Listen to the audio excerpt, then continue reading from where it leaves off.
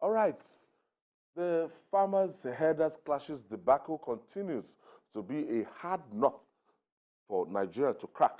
Another attempt at cracking this was a national conference in Ilorin, Kwara State, organized by the University of Ilorin, tagged Cattle Beyond Crises, interrogating the cattle resource in Nigeria. Discussants at the conference included our own Babajide Kolade-Otitoju, who painted the bright future for the cattle business in the country with the right reforms. Let's share the story from TVC News, Ibrahim Alege, with you.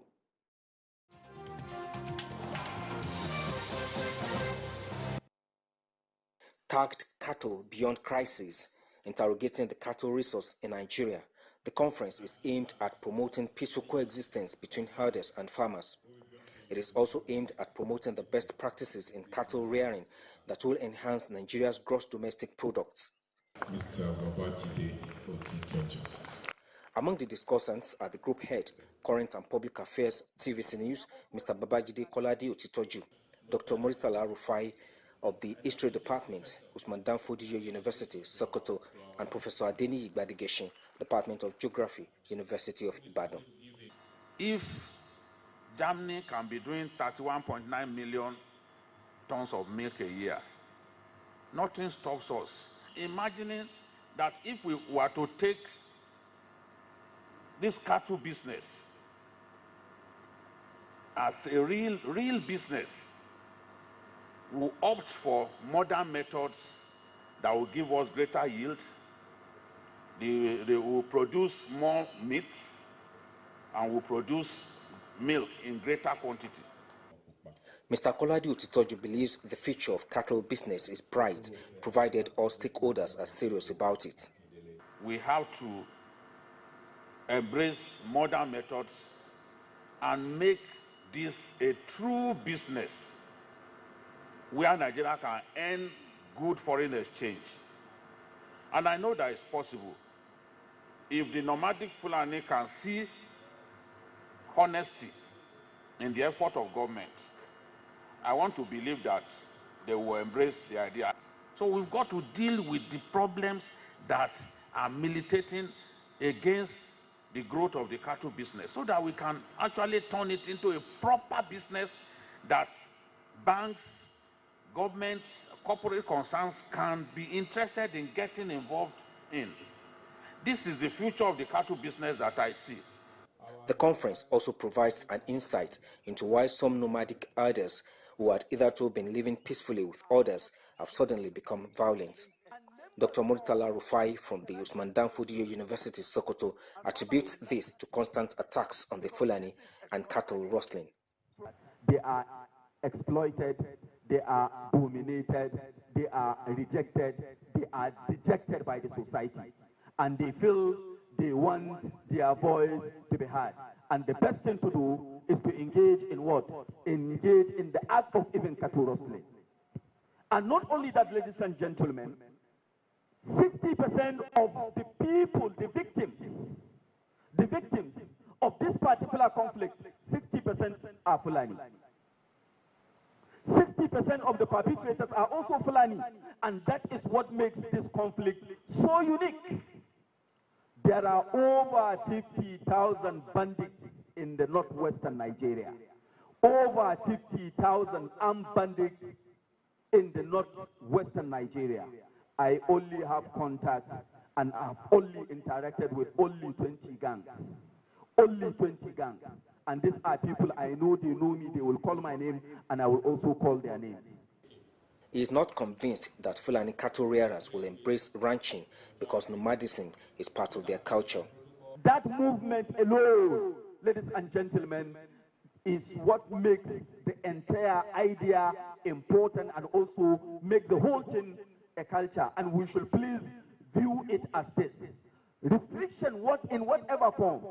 If the Sokoto Jihad leaders will not in any way restrict the movement of the Fulani, who are you to do that? I think it is something very impossible. Therefore, the sooner we sit down and understand this culture and the value of this culture, I think the better for us. On his part, Professor Adeni Igbadegeshin of the University of Ibadan advocates peaceful coexistence between farmers and others to enhance economic prosperity and development. The cattle is part of the environment. It is a resource to us. And unless we take a decision to live in harmony with the cattle, with the environment, both plants and everything, we will never get out of this crisis. But I believe in one thing. The outcome of this conference, we will have a rethink, and our attitude will change to both the environment and the cattle. A book is expected to be put together from the conference to further enrich the existing solutions to the cattle problem in Nigeria. Ibrahim Alige, TVC News, Ilorin.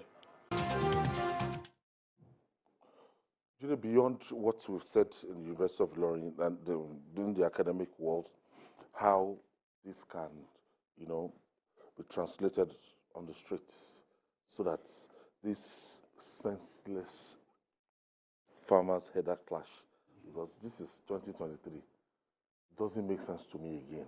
Because if you see the way people are dying, if you let loose your cattle to eat up people's crops that they had been toiling for a whole year, you eat up people's crops close to harvest time, and that person forgive you, can't forgive you. And when they respond in anger and kill, put poison. Kill cattle, Just yes. put poison. Just make sure they sprinkle poison. And the cattle will die. When you now set up vigilance gangs to take on these people and they kill them, they will bring mercenaries from Mauritania, Senegal, Mali. They will bring them. They will come and kill people. This is why we have posited that the best thing is to adopt ranching. A lot of the rich people in Abuja and other places, they have ranches in Nasarawa. I was saying it, the Mietiala who were sitting in front of me, I said, even some of your own members have already adopted ranching. I even gave the example of Kwamwan, because I saw his cattle. Yeah. And some of his cattle were as big as the ones you see in Florida. Yeah. Or the ones you see in Mambila. Yeah. Because some of the biggest cattle yes. in Nigeria you will find in Mambila. Because the pasture is shrinking. Because you told us earlier here, Yes. like moving from Kano to Lagos, they won't have good health, as in the places, even in the north, where we have some of the best pasture. Katsina, Zamfara, ranching, Southwest, Kaduna, Niger. Those pastures are not there anymore. People have encroached on the grazing routes. And wherever people can find where there is a semblance of peace, both the farmer and the cattle breeders, they want to go to the place. Whereas they can actually have a good relationship whereby the farmer grows crops, grows pasture. It takes between 2 to 3 years before you can actually have good pasture. The farmer can grow all that. The cattle breeder will get some crop residue from the farmer.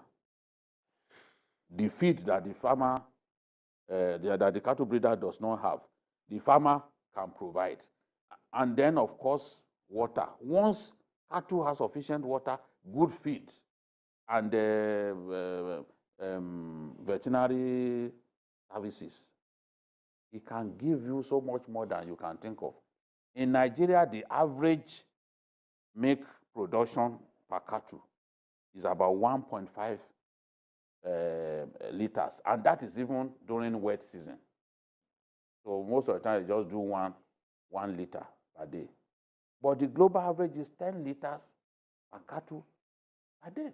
So we are wasting the resources that God has given us. If we provide the right atmosphere that you will find in those ranches, we can produce a lot more. In fact, a Fulani man told me that when he was young, that they were getting as much as 8 liters from a cow, and they would milk the cow 2 times a day.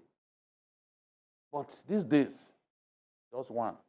Look at countries like Nigeria is doing about between 535,000 to 600,000 tons of milk a year.